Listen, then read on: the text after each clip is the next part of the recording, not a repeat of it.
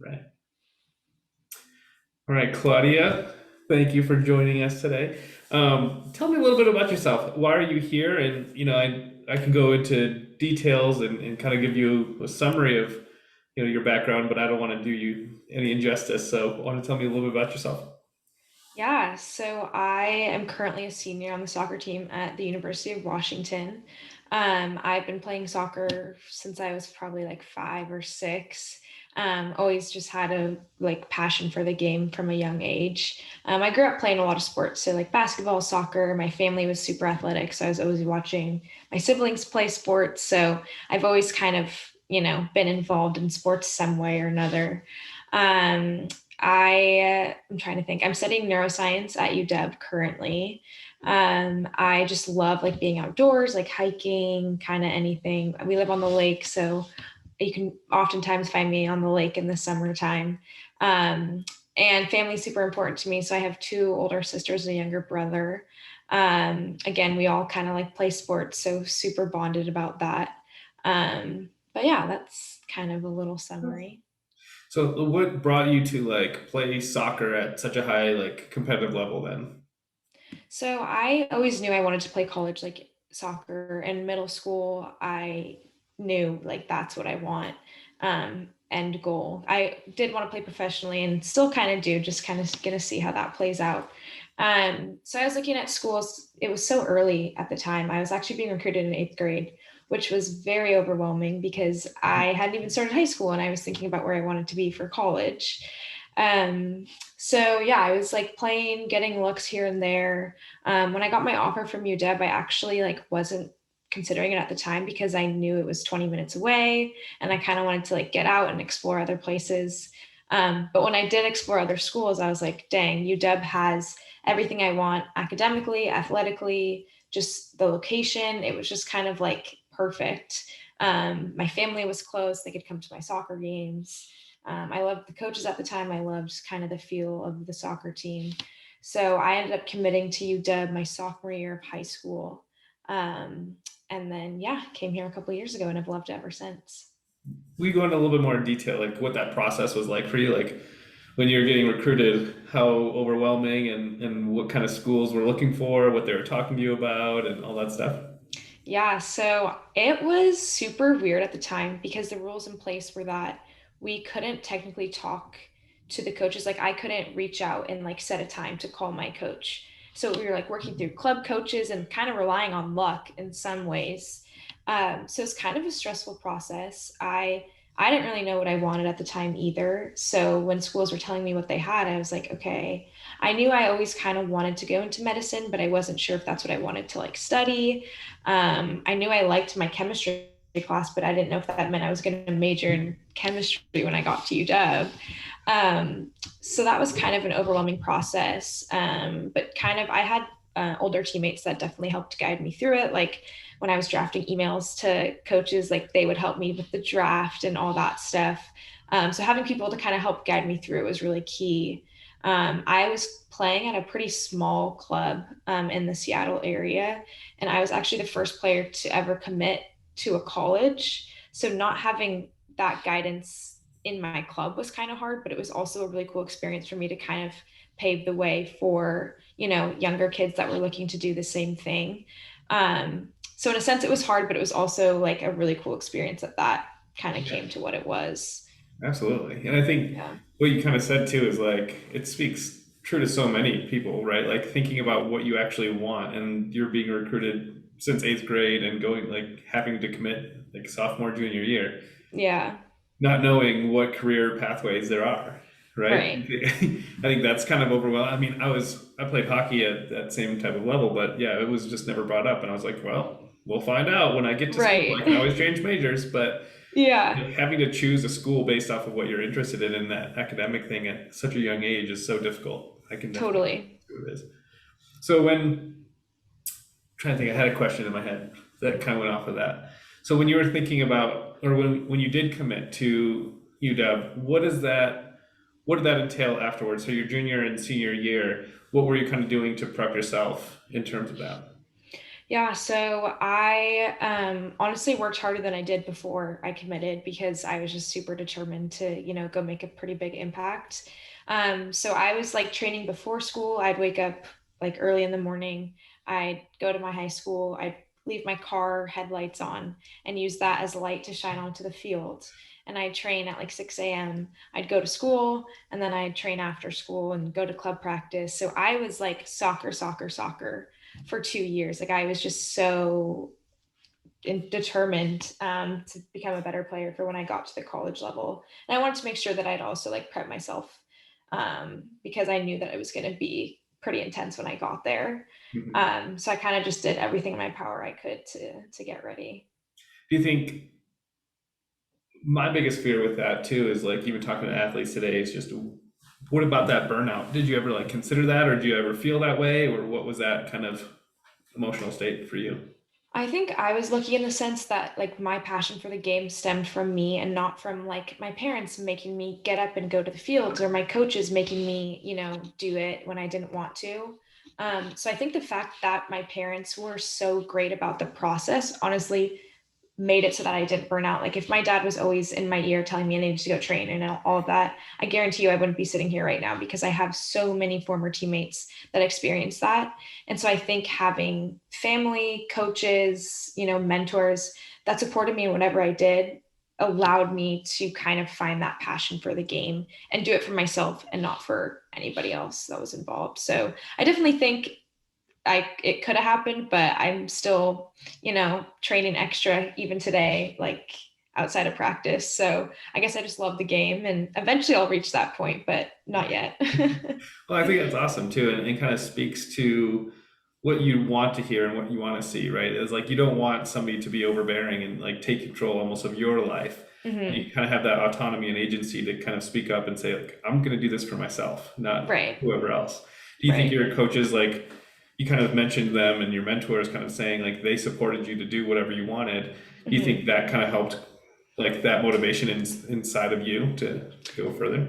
Yeah, definitely. I mean, I know my coach, like when I was younger, I was always going to the fields and I would use like random balls that I, found in my backyard or whatever. So he did like something as simple as gathering all the spare balls that were in the shed, put them in a bag and gave them to me for Christmas.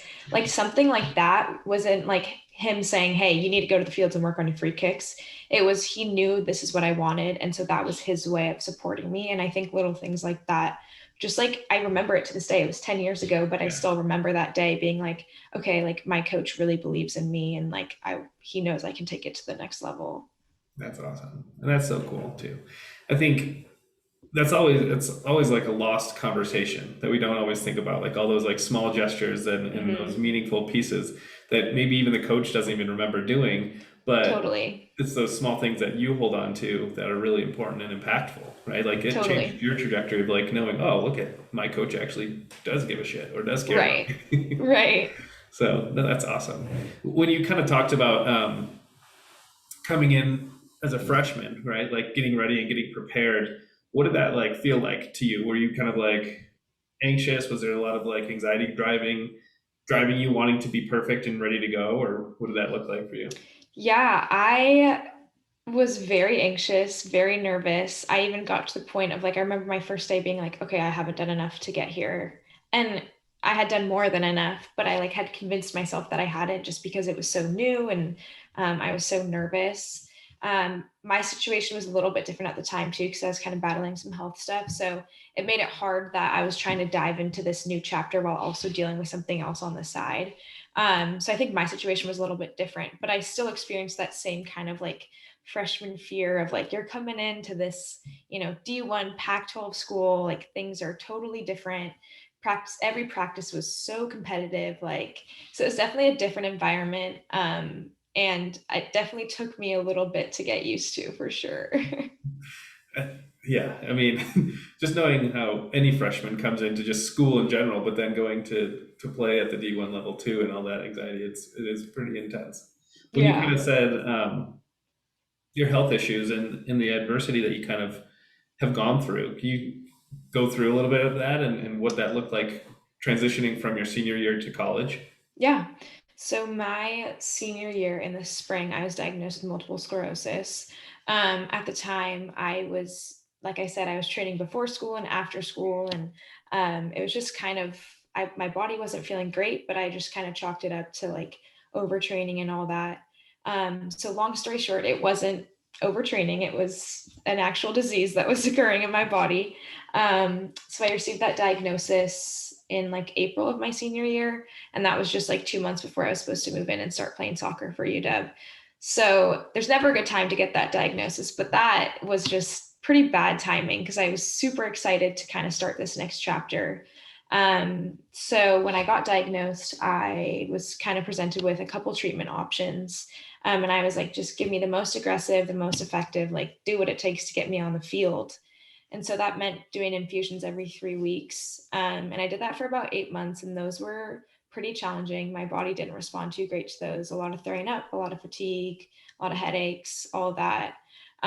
But I did want to power through and still play soccer. So as I was doing that, I was still training and I was still getting ready to go move in for preseason. I think I mentioned to you, like I literally brought a bucket to the field with me so that when I had to throw up, I just throw up in the bucket and then keep training. Like I was so determined to make it work. So I moved in August, just what is that, like 4 months after I was diagnosed.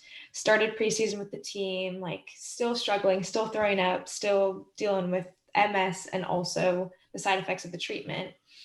And eventually, like one would, I hit a wall and my body just kind of couldn't take anymore. So I stayed there for about a month and then I made the decision to come back home, take the quarter off, take time away from soccer, and just kind of like get my health in order.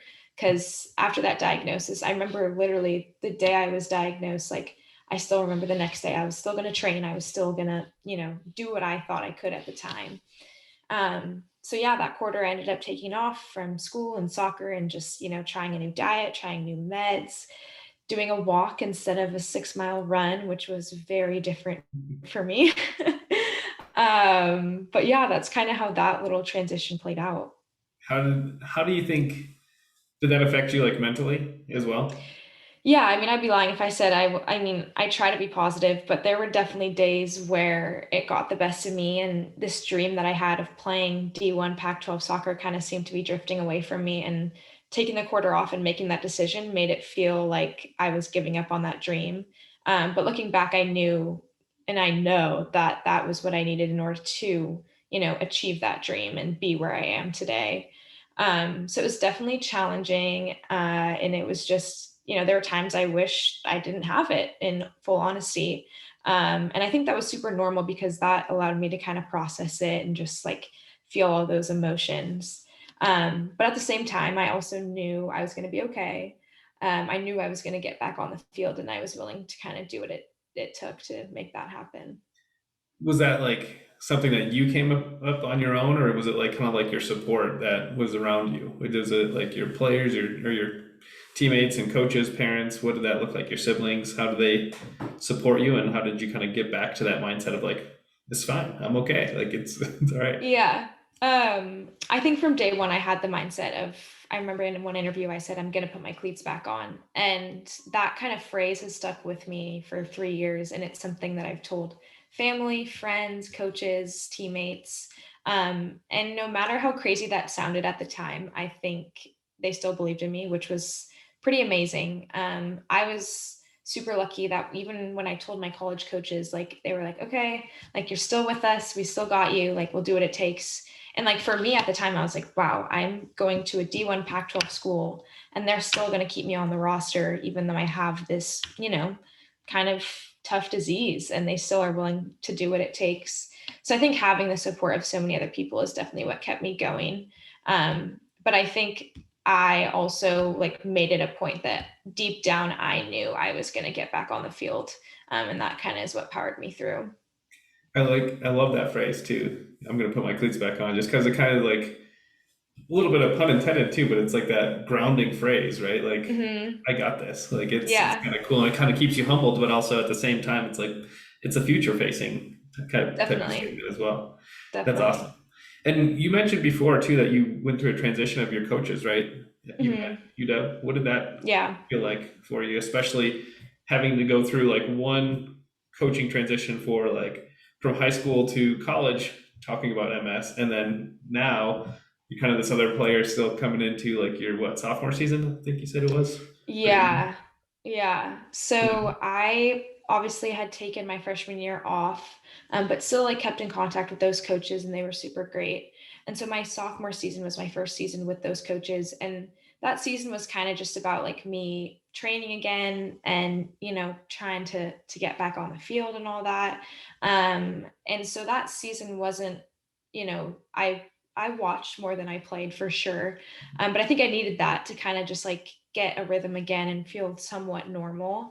And so I was looking forward, obviously, to that following season because I had had this kind of getting adjusted freshman season and I was ready to, go prove it the next season to these coaches.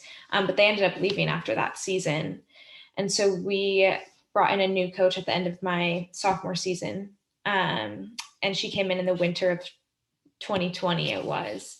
And so I remember having to call her before she came and explain. I was like, hey, I'm sure you've heard by now, like I have MS, but I just want you to know, like, I want you to treat me the same as you treat anybody else. Like, hold me to the same standard. Like, it won't affect me like most people think it would. Just because I didn't want her coming in with some preconceived thought that, I wasn't as healthy as the other players. And so when she came in, she was great. To this day, she's never held a bad day against me. There was a game last week where I really like wasn't feeling well. My body wasn't doing great. But just because I couldn't play on that Sunday doesn't mean that I couldn't play on that following Thursday, which I think is really cool. That she trusts me enough to say when I'm having a bad day, it's a bad day. But when I'm having a good day, like I can play and I can make an impact. So I think that's been pretty powerful is she doesn't view me any different. She doesn't view me as the kid with MS. She views me as number two in the midfield, that's a link player. Like that is what she thinks of me. She doesn't think of MS, which I think is really cool and pretty unique because I've been, pretty blessed that that's been her perspective. Right, and you don't feel like stigmatized or labeled by any. Yeah, exactly. That's awesome. Exactly. And I think that's really cool too. The fact that you mentioned um, that you didn't feel well on Sunday, but well enough on Thursday, and wasn't held against you. I think in some of this, especially D1 schools, it's like coaches almost treat players as transactional, right? Like if you don't Mm-hmm. perform here, you're not going to get the right to play here or whatever. But Totally. knowing like your situation and being like, oh, you're a human, and you can tell me what's going on with you, like that speaks, you know, a lot for the support that you guys have there too, which is great. Totally. Yeah. She values us as humans for sure, which is awesome. You kind of said like you didn't feel that well. Do you guys? I mean, for you specifically, I'm sure you have all these other indicators, but what kind of like technology are you using to kind of track your performance, even like your well being? Is there like do you guys use like the Whoop wristbands or like an Apple Watch or anything like that to kind of like, oh, I didn't sleep well or I didn't do this, or is it kind of like is there any kind of data analysis that you guys kind of keep track of or what? Yeah, we do like wellness surveys every morning just to kind of keep track of how we're feeling. We wear GPS monitors during all training and all games to kind of track heart rate and all that sort of stuff.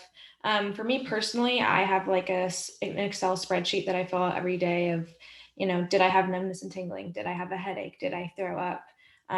Was I in any like nerve pain? And then I add comments like, okay, maybe my headache was a 5 out of 10 today. I headed the ball 2 times in the game, so that would probably explain why. So I kind of keep track of my own stuff just so that I can recognize patterns and make sure that if there's something going on, then I can see like if we play Thursday, Sunday, then Monday I need to take completely off because those are the days where my symptoms flare. So for me, it's kind of recognizing patterns in my own self and being able to track that has been really helpful. Do you share that with anybody else, or is that just kind of your own kind of? It's kind of my own thing. I started with my trainer a couple years ago when I first started here. She's no longer with us, but she kind of helped me just develop it so that we could track those patterns. But like if there's something I want to, discuss with my current trainer or my doctor, like I'm more than happy to kind of work through that with Like, them. here's my chart. Yeah, exactly. Exactly. And it's so for me too, I think the way my brain is wired is if I had a bad day 2 days ago, but I had a good day yesterday, I'd call it a good week. Like I tend to forget some of the days that aren't as good, which is a double-edged sword for sure. So being able to like kind of keep track of the days and like recognize, okay, 3 bad days in 1 week isn't a good week is kind of Right. helpful for me to take a step back and reflect. It's that optimist approach, right? That It yeah. is, yeah, but it also has its downfalls for Yeah, sure. exactly. Totally. I have the same problem, right? Like, oh, that Hmm. was a great meeting. People are like, oh, I said, I don't know. Yeah, But, yeah. exactly. So, like, how do you think you kind of spoke to this already, but like, how do you think your MS has kind of affected you as an athlete and as a person, right? Like, how's it? Can you kind of take it one apart, or is it kind of just go hand in hand, or what? Yeah, it's a good question. I think I've had to learn some pretty hard lessons now, which is good, and I'll be better equipped for the future. But I've definitely had to learn to adapt, and I'm somebody that likes to outwork and outlast and outcompete my competition. So there's a lot of days where that just simply isn't in the cards for me. And so I think learning to own my individual journey, regardless of anybody else's, has been my kind of key, because I think especially at this level it's so easy to compare to anybody else. You're talking about fitness scores and all these things, like you can get so caught up in comparing. But for me, I know that I can't do that because I can't compare my situation to anybody else. There's also kids that are battling other things and they have their own kind of things going on. So I think owning my journey and trusting in my journey has been really key for me, because obviously there are days where I can still outcompete and outlast and all that, but there's also days where reality sets in and I have to be grateful for what I did that day. I think for me, celebrating the small victories in my own game has been really key for me too. Like, I know I'm thinking a lot about the first season I tried to compete, and just the simple fact that I've made it through so many more practices than the last time is like huge for me. Like, I am so grateful for that. Um, so yeah, I feel like that kind of mindset of like owning my journey, no matter how it looks, has allowed me to, continue playing with MS. There's definitely things like in practice. The other day we were doing a lot of turning, and just because I have a tendency to get pretty dizzy, the old me would have still done it and still thrown up and come back in and probably felt like pretty terrible the rest of the day. But I knew in that moment, I was like, okay, there's so much more left of practice. Why don't I do something else technical that doesn't involve turning, so that I still get something out of it, but I'm still able to last the entire 90-minute practice? So that's also something I'm learning. Definitely have not mastered it and definitely need reminders from my coaches. But that's also been pretty key for me to keep going. Do you think because of that, do you think that it's helped build your empathy, but also like your teammates' empathy for one another, just knowing what other people are going through, especially what you're battling, as well as you kind of mentioned, like what other players are battling too? Definitely. And I think for me, originally, it was really easy to be a victim and think that, like, oh, I have MS and no one else does. Okay, well, there's kids on my team that have torn ACLs, that have, lost family members, that you name it. I mean, everyone's going through something. So I think kind of recognizing that, yes, I am going through something, but so are the majority of the team, has kind of allowed me to pull out of just focusing on myself, and also realize that like everyone's going through something, and it's kind of allowed me to, like you said, just like develop more empathy for everyone else and like their individual battles for sure. Yeah, I think that was like a huge lesson for me going to college too, and trying to compete like if, as a freshman, right? Like you think that you're going pro, you're going, you have this Mm-hmm. like head on yourself, and you're just like, all right, head down. I don't give a shit about anybody else, but sorry for the Yeah, language, but you're just like, I'm here to compete and win. And so kind of getting through it later on, and my career was cut short because of concussions, but being able to like see and empathize with people, I think that's the real power of when you have that confidence, right? Is like your totally. confidence starts exuding because you can empathize with everybody else and you're not just like taking it one on one all the time, right? Totally, totally. And it's that kind of, when a team is able to cultivate that mindset, that's when you see success happen. When you have 33 individuals that are playing for themselves, it gets pretty hard to score goals and win games. But I think that was really cool about our team last season. I was out with a concussion, so I didn't compete. But we had about 13 to 14 healthy players consistently. But they just all stepped up, owned their role, did it for the team, and we made it to the Sweet 16, which I think is a really cool story that happened last year. Yeah, that's amazing. And how do Yeah. you think that you said that culture? How do you think you were able to cultivate that? Is it just, having conversations? What does that look like in terms of team building? Does that come from the top down? What does that really, how is that formed? So my coach, when she came in January of 2020, only had us for what, a month and a half before everything got shut down. And we were on Zoom for a year. So when everything got shut down, she spring quarter consisted of 3 to 4 Zooms a week for about an hour to 2 hours each time, literally doing film, team culture, just team bonding. Like she made it a point to keep us together, which was at the time, like I'd wake up and I'd be like, all right, another 2 hour Zoom, like here we go. But that is something that clearly has helped us to this day. I know I spoke to other, teammates or former teammates that were playing college soccer, and they maybe talk to their team and coaches once every couple weeks. So I think the fact that she was able to keep us connected, and so bought into what we were building, was really key for them as they, found so much success last season. So I think it's definitely top down, starting from the coaches and emphasizing culture, but it's also on the players to buy into that. And I think that is pretty key for us here is like, we don't have passengers. We have people that are bought in, whether you're playing 0 minutes or 90 minutes, like we all own that role and we all know our own unique role, builds the team up. And it's not just the starters and it, not just the highlights and all that. Like we all know that we contribute to the team, which I think is really cool. I love that phrase that you used. We don't have any passengers, right? Like, Yeah. not here for the ride and everything. That's great. Right. Right. Awesome analogy. So thinking about like, how your team has evolved and you being a senior now and thinking like, oh shit, now like my soccer collegiate career is coming to a end. I don't want to like, rush it because you're still mid-season, but thinking about what are your next steps in terms of, are you planning to go pro? If that's the case, what does that look like? What's your career pathway look like? What are you studying in school? Is that going to make a difference in where what your next steps are or what? So I am a senior, but this is only my second season competing. So I have a lot more time left if I want to take it. I'll definitely take a fifth and then, call it at that. So I'll finish out this season and play one more.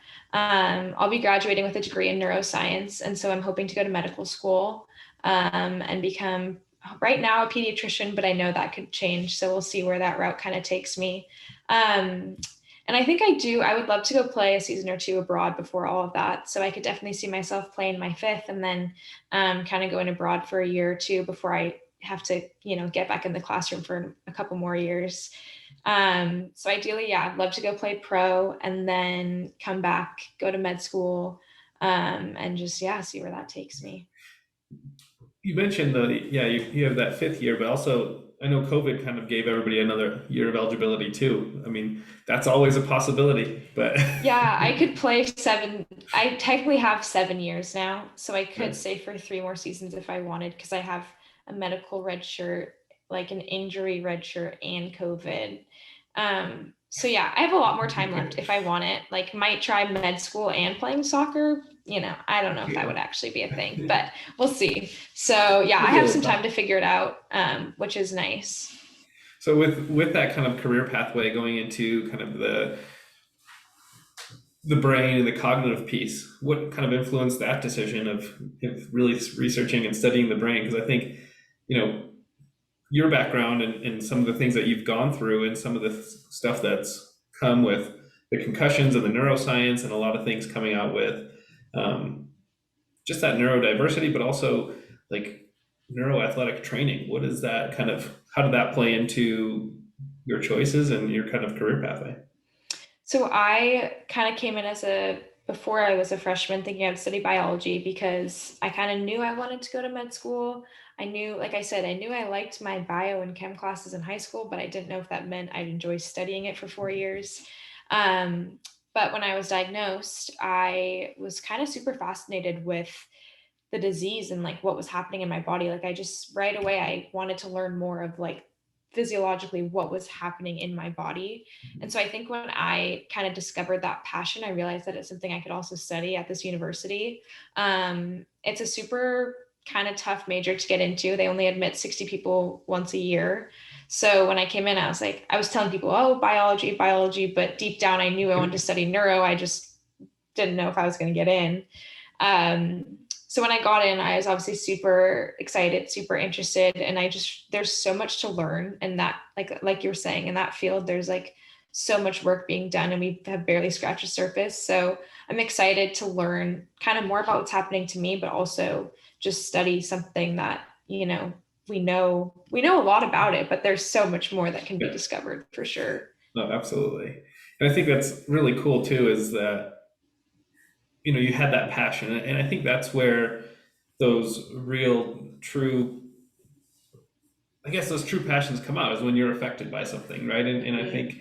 what what we do at MSL CAPITA and what I'm trying to do too is how do we have coaches have those conversations with our athletes, right? How do we have coaches really understand who our athletes are and what they care about, so that they can not only leverage it for their sports and their training, but like if a kid is really into, um, let's say like neurobiology, how are you Mm-hmm. talking about that in within your games or with them to build that relationship in order for them to really understand it, like, hey, it can apply here within the Right. soccer field, right? It's like, how can we Right. really start pushing them and having those conversations? Because I remember going to college and having a conversation of like, I'm in my own head, but like, I'm going to go pro or I'm going to settle for something else. And Mm.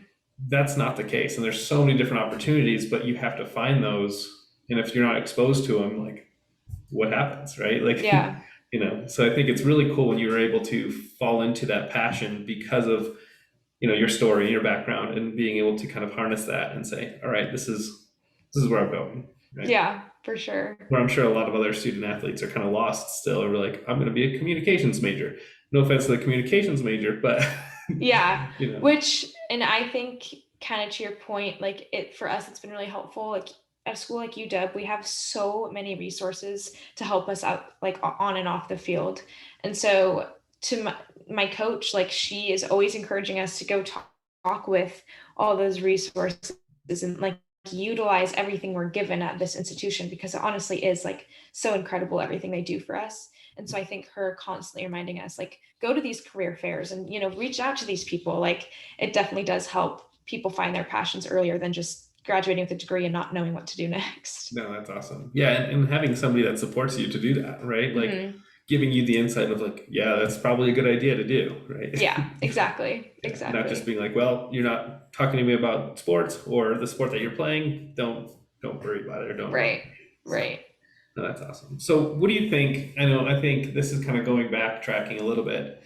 So thinking your plan and your kind of career pathway, but now thinking about the next generation, you're talking about, new freshman, you're a senior, you have this kind of leadership mentality, you've been through a lot of this. How do you think, and what would you say to like the next generation of like female athletes coming up? And how would you kind of uplift them and empower them to take control and really try to find that balance? I think the biggest lesson I've learned while being here is embracing failure as a tool for growth. Like I came in as a freshman scared out of my mind to make a bad pass or, be called out on film. And like I remember I was in film yesterday and there was like three plays back to back that she was like, no, no, like not in a bad sense, but she was like, this is what you should have done instead. And I think freshman year me would have sat there and been like, oh my God, I'm a failure. Like why am I even here? Whereas yesterday I was like, dang, like I'm just so grateful she's taking the time to like dissect my game and give me feedback. And like then I can use that feedback to grow on the field. But I think coming from, a lot of us that are at this level were the captains and the best players and played 90 minutes on our club team. And so, a lot of us didn't get that kind of constructive feedback or, we weren't in a position we are now. So I think coming into it was a little bit daunting. But I've learned to, failing is okay, but that's what kind of prompts that growth. And I think really embracing that has been really key for me, especially this season as I'm finally playing soccer games again. Like I could look at it as, I haven't played a season since high school. Like this sucks. or I can be like, man, there's so much more that I can learn. And so I've just kind of been like a sponge this season, just soaking up any little bit of feedback I can get, and really recognizing that coaches' feedback is because they care, not because they don't like you or whatever. So I think that's probably my biggest point to like younger kids, is just like really enjoy the journey. And it's not just about the highs, but it's also like learning from those lows and like getting better, which I think is really key. No, and I like that you mentioned that, just, yeah, the feedback piece, right? I think the Mm-hmm. communication and understanding feedback as a tool. And I think a lot of people take it as a criticism, and Definitely. we often take it too personally, right? And Mm-hmm. like you said, it's like you can either just hit yourself at, as much as you want on the wall, or like your head against the wall, but that's not going to do any favors. And you're just going to be mad at the coach if they think, if you take it personally, whatever. But Right. I think it is that it's because they care, and they're taking the time to really understand why you made that decision and then what you could have done, and they're trying to educate Right. and teach you rather than force something down your throat, right? And Definitely. and I think what I really like too, as you mentioned, is thinking about coming from, being the big fish in that small pond, and you're not getting that feedback. You're not Right. getting, that constructive, because everybody's like, do what she Praising does and or do what yeah. he does, and just Yeah. following you. And so, like, you're the model athlete. You're the person that everybody's trying to model their game after, Mm-hmm. and they're telling, or you're always doing like the practice drills first or whatever, Right. and you get no feedback just because your coach just trusts you so much. And Right. that's good to an extent, and it builds the confidence, but at the same time, how are you supposed to grow from that? Yeah. And I think that's what, when you take that next step, you start realizing, you're like, oh, okay, I'm not one that's just going to be perfect all the time, or people Yeah. are just going to look up to me as a freshman. So Right. Right. no, that's awesome. So as we kind of like wrap up here, is like thinking about, I think when we develop, think about the coaching lens, when we develop players like yourself, and when we start developing our next generation, what are some of those things that you want, beyond like accepting feedback? What are those things that have kind of like stayed with you? Like, what is like one of those memorable moments that a coach has or hasn't done that really kind of stuck with you as a person, and to really have that growth mindset and that mentality of, I got this.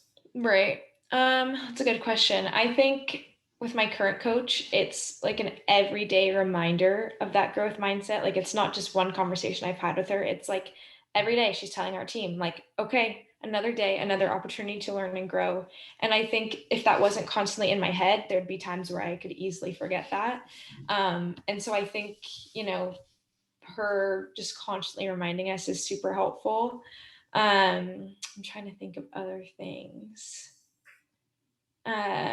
She also like loves to just know what is going on like outside of soccer. And so I think just the idea that she values us on and off the field has been really key. Like, emphasizing nutrition and strength and conditioning and sleep and study habits, like what makes us an all-around person is something that she's actually interested in. And like having conversations that doesn't just include like, hey, you played really well on Sunday, like are you excited for Thursday? Right. It's, hey, how was Monday? Did you hang out with your family? How'd you spend your off day?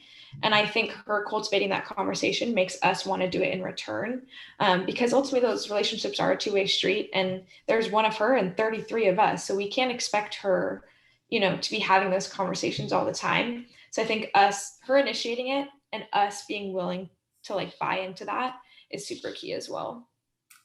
Yeah, absolutely. And I think that's one of the biggest proponents that we try to emphasize is relationships, right? Like, Mm-hmm. you come in at a youth level with such a lot younger group who, and maybe your coach is a dentist on the side, or it's like a, Mm-hmm. Mm-hmm. something else. And it's, how do you have a conversation to relate to these student athletes?